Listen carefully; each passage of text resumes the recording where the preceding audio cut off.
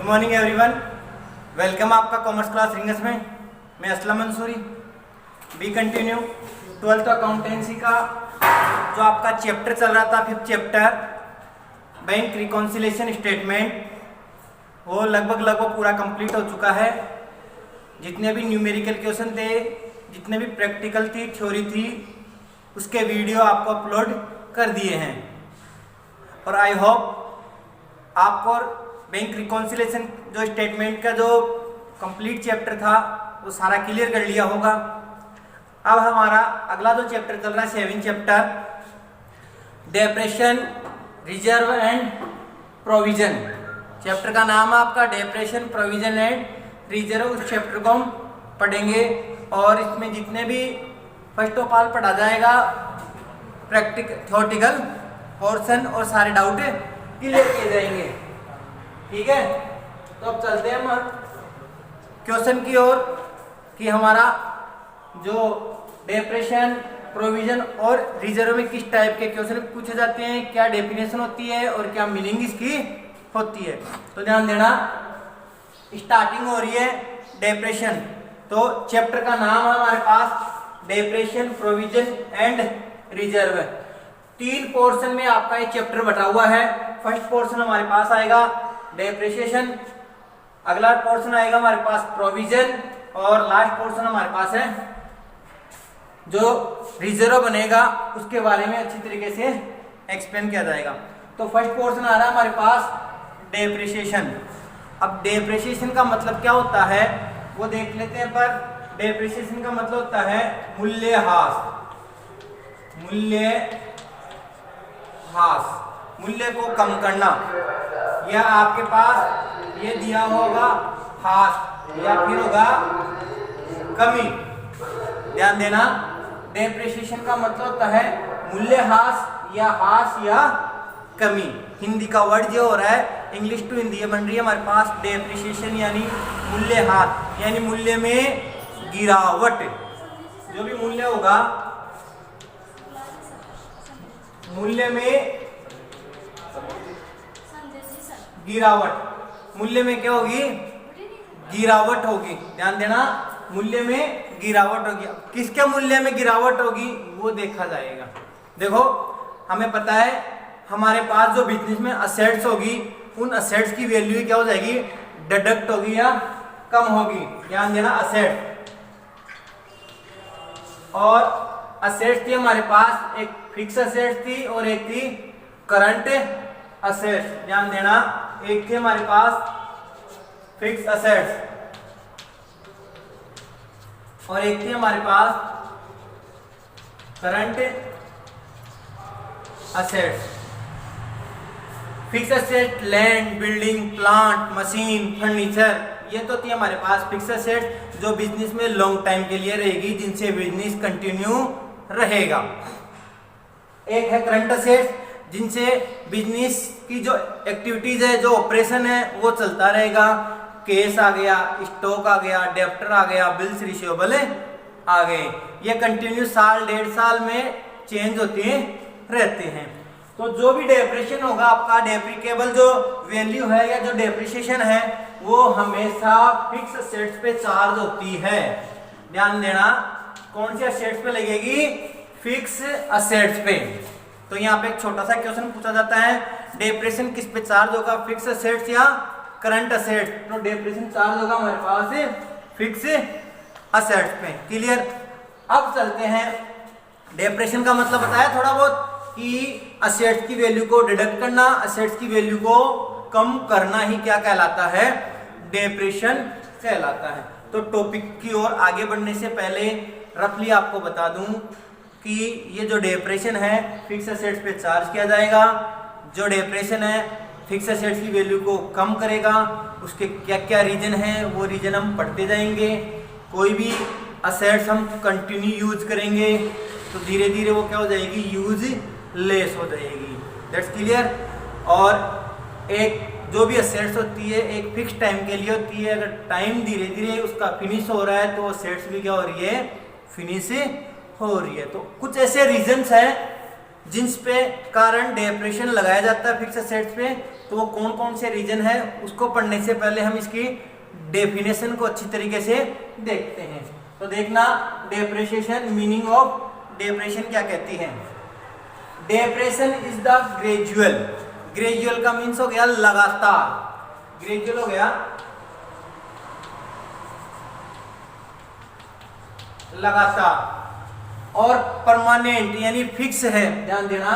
Depression is the gradual and permanent है, decrease कम करता है in the value of assets from any cases. आगे बात, जो डेप्रेशन है वो ग्रेजुअल लगेगा और परमानेंट लगेगा, असेट्स की वैल्यू को क्या करेगा, डिडक्ट करेगा, डिक्रीज करेगा। एनी रीजन, जो भी रीजन है उनको देखा जाएगा। बताया रीजन, टाइम चेंज हो जाने पे, मार्केट में उसकी नई नई टेक्नोलॉजी डेवलप हो रही है, उसके कारण से ऑब्सोलेंस यानी अप्रचलन होने का, उन रीजन्स को आगे पढ़ा जाएगा। तो डेप्रेशन की एक रफली मीनिंग जिसको R.N. कार्टर ने डिफाइन किया है वो क्या है, depreciation is gradual and permanent decrease in the value of asset of any cases या any reason. Depreciation fix assets की वैल्यू को डिडक्ट करेगा, ग्रेजुअल होगा और परमानेंट होगा। आगे चलते हैं। इट इज मैटर, ये जो मामला है, ऑफ कॉमन नॉलेज, एक सामान्य नॉलेज में है, that the all fix assets, ये जो मैटर है, कौन सा मैटर, डेप्रिसिएशन का, जो डेप्रिसिएशन कहाँ चार्ज किया जाएगा, वो जो मैटर है ये कॉमन नॉलेज है, और ये किस पे चार्ज किया जाएगा, फिक्स असेट्स पे। सच एज, अब कौन कौन सी फिक्स असेट्स वो देखिए, प्लांट हो गई, बिल्डिंग हो गया, मशीन हो गया, फर्नीचर हो गया, ये सारी क्या है यहाँ पे फिक्स असेट्स है। Plant, machine, building, furniture, ETC, ये क्या हो गई हमारी, क्या फिक्स असेट्स हो गई। ग्रेजुअली वही बात आ गई, परमानेंट ग्रेजुअली है, डिमिनिशिंग यानी कम किया जाएगा, in value of they get older यानी पुरानी हो जाएगी तब हो जाएगा, एंड बिकम वोर्न आउट यानी खत्म हो जाएगी, on constant use in business, लगातार बिजनेस में यूज करने पे भी उनकी वैल्यू क्या हो जाती है, कम हो जाती है। वापस देखना क्या कह रहा है, ये जो मैटर है कॉमन नॉलेज में है, that the all fix assets, land, building, और ये प्लांट जो असेट्स है, ठीक है, ये ग्रेजुअली डिमिनिशिंग हो जाएगी, जो लगातार धीरे धीरे धीरे क्या हो जाएगी, ये वैल्यू इनकी ओल्ड होते होते कम हो जाएगी, या लगातार हम बिजनेस में यूज करेंगे तो इनकी वैल्यू लेस हो जाएगी, कम होती जाएगी, ग्रेजुअली धीरे धीरे लगातार। ठीक है, ये जो डेफिनेशन दी है J.R. बॉटलीबॉय प्रोफेसर ने आपको डिफाइन किया है। आगे चलते हैं, एक्चुअल में इसकी क्या डेफिनेशन है। अकाउंटिंग जो स्टैंडर्ड है वो आता है 6, according to accounting standard 6 AS6 में पूछा जाता है आपके डेप्रेशन कौन सी अकाउंटिंग स्टैंडर्ड से चार्ज किया गया है, तो आएगा आपका AS6 अकाउंटिंग स्टैंडर्ड 6। अब अकाउंटिंग स्टैंडर्ड 6 क्या कहता है, ध्यान देना, revised of the Institute of Chartered Accountant of India ICAI, clear. ICAI ने AS6 में क्या बताया उसको अच्छी तरीके से देखना, सुनना और समझने की कोशिश करना। क्या बोल रहा है ICAI से, depression is measure of warning, लगातार यूज किया जा रहा है, आउट ऑफ कंजप्शन यूज करने पे, और अदर लॉस, और जो लॉस होगा of the value of a depreciable assets. कहने का मतलब क्या है, जो डेप्रिसिएशन है वो क्या है, मेजर है यानी परिणाम है आपका ऑफ वार्निंग, लगातार आउट ऑफ कंजप्शन यूज करने पे, और दूसरा क्या करा है, अदर लॉस, जो दूसरा लॉस है of the value of a डेप्रिकेबल, जो मूल्यह्रास या डेप्रिकेबल की जो वैल्यू है किस पे लगेगी, असेट्स, असेट्स पे डेप्रिकेबल वैल्यू चार्ज की जाएगी, अराइजिंग फ्रॉम यूज, उसको यूज करने पे, कोई भी बिजनेस में असेट्स है उसको कंटिन्यू यूज किया जाएगा तो वो भी इस पे डेप्रिकेबल वैल्यू चार्ज की जाएगी।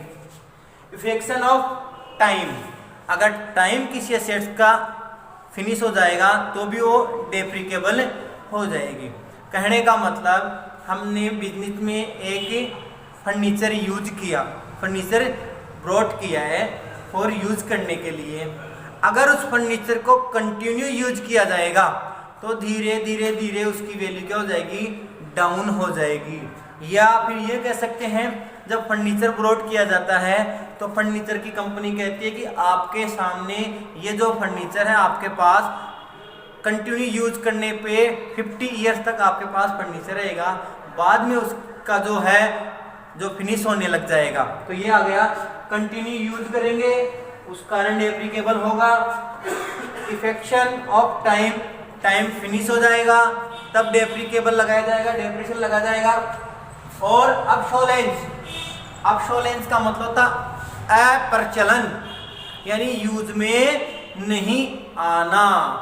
कहने का मतलब यूज में नहीं आने का मतलब बता दूं आपको, पहले हमारे पास जो मोबाइल चलता था कीपैड वाले मोबाइल चलते थे, दैट्स क्लियर, बट आज जो मोबाइल हम यूज कर रहे हैं वो टच स्क्रीन वाले यूज कर रहे हैं। आई बात समझ में?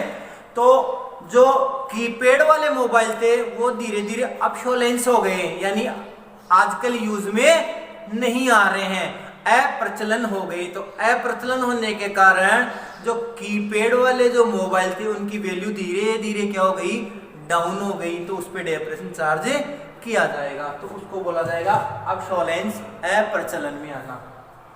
थ्रो टेक्नोलॉजी, नई नई टेक्नोलॉजी आ गई, पहले कीपैड यूज किया जाता था, आजकल जो मल्टीमीडिया है, जो टच स्क्रीन है वो मोबाइल यूज किए जा रहे हैं।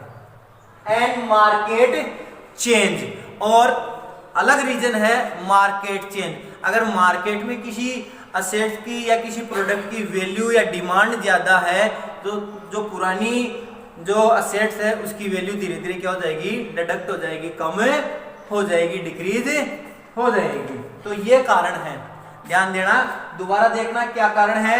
किसी भी असेट को बिजनेस में कंटिन्यू यूज करेंगे तो उस पे डेप्रिकेबल वैल्यू चार्ज की जाएगी। Effluxion of time, finish of time, अगर किसी भी असेट्स का टाइम फिनिश हो जाता है तो वहां पे उस टाइम तक उसका डेप्रिसिएशन चार्ज किया जाएगा। अबसोलेंस, अगर कोई असेट्स यूज नहीं आ रही है, यूज होना बंद हो गई है, काम नहीं लिया जा रहा उस असेट्स को, तो वहां पे भी डेप्रिकेबल चार्ज किया जाएगा, डेप्रिसिएशन। नई नई टेक्नोलॉजी का डेवलप होने पर अगर मार्केट चेंज हो रहा है, पहले मार्केट में डिमांड दूसरी थी, आजकल मार्केट में डिमांड दूसरी हो गई है, तो नई टेक्नोलॉजी आने पे मार्केट में डिमांड चेंज होने से जो हमारे पास ओल्ड असेट्स थी उनकी वैल्यू धीरे धीरे क्या हो जाती है, डिडक्ट हो जाती है, वैल्यू नहीं कैलकुलेट की जाती, वैल्यू लेस हो जाती है, तो वहां पे डेप्रिकेबल चार्ज करना जरूरी हो जाता है। ध्यान देना, डेप्रिसिएशन इज अलोकेटेड, बांटा गया है, जो डेप्रिसिएशन जो डिवाइड किया जाता है। आपको बता दूं, डेप्रिसिएशन जो आपका अकाउंटिंग पीरियड है, फाइनेंशियल ईयर है 1 अप्रैल टू 31 मार्च में, वो है वहां पे एक फिक्स जो प्रोपोर्शन है, जो रेशियो वहां पे बटा होता है, या इस पे एक तरीके से हम कह सकते हैं कि एक फिक्स रेट दी हुई रहेगी, उस रेट पे हमें डेप्रिसिएशन चार्ज किया जाएगा। तो क्या कह रही है लाइन, ध्यान देना, डेप्रिसिएशन इज अलोकेटेड, डेप्रिसिएशन बांटा गया है, सो एज टू चार्ज, इसको चार्ज किया गया है, ए फेयर प्रोपोर्शन, एक फेयर प्रोपोर्शन है, एक अनुपात में इसको डिवाइड किया गया है, ऑफ द डेप्रिकेबल अमाउंट, जो डेप्रिकेबल अमाउंट है, यानी डेप्रिसिएशन चार्ज करने पे जो अमाउंट आ रही है वो डेप्रिकेबल अमाउंट आ गई। इन सच अकाउंटिंग पीरियड, जो हमारा अकाउंटिंग पीरियड था, फाइनेंशियल पीरियड था, during the accepted useful life of the assets, की बिजनेस की यूजफुल लाइफ कितनी असेट्स में, उसको चार्ज किया जाएगा। देखना एक बार थोड़ा सा हम रफली बता देते हैं प्रैक्टिकल के हिसाब से कि डेप्रेशन क्या है। कहने का मतलब हमारे पास असेट्स है, फिक्स असेट, और फिक्स असेट्स में हमने ले ली बिल्डिंग, बिल्डिंग को किया हमने परचेज, दैट्स क्लियर। अब बिल्डिंग को परचेज किया है तो परचेज किया हमने 5 लाख,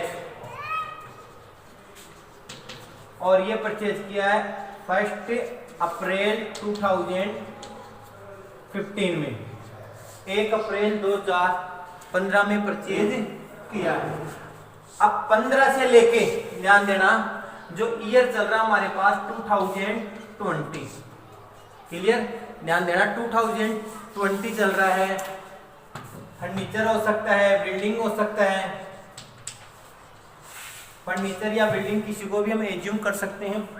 अगर 5 साल पहले की बात करते हैं, फर्नीचर या बिल्डिंग को हमने 5 लाख रुपए में परचेज किया है, ध्यान देखना, अगर बिल्डिंग या फर्नीचर को हमने 5 लाख में परचेज किया है तो कोई श्योरिटी नहीं है कि आज 5 साल बाद में भी इसकी वैल्यू 5 लाख होगी। तो एक्चुअल में आज जो फाइनेंशियल ईयर है उसकी वैल्यू कितनी कैलकुलेट की जाएगी, यानी इसकी वैल्यू डिक्रीज होगी।